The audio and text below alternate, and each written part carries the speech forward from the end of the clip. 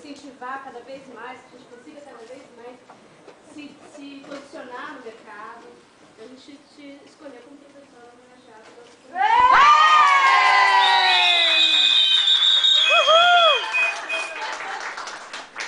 Formando de letras, o que você faz? Eu faço outra coisa que assusta o Satanás. Formando de letras, qual é tua missão? Ganhar muito dinheiro e defender a tradução. Tem uma frase. Tem que ir pra casa assim. Realizou teu sonho, hein? Discurso! Eu queria agradecer a vocês pela escolha, tá? Estou muito feliz por ter sido escolhido para homenagear. Combinou. Porque, na verdade, é isso que mais importa pra gente quando a gente está dando aula. Que é a lei de ser professor. Pode cair, vocês não me tiraram as medidas.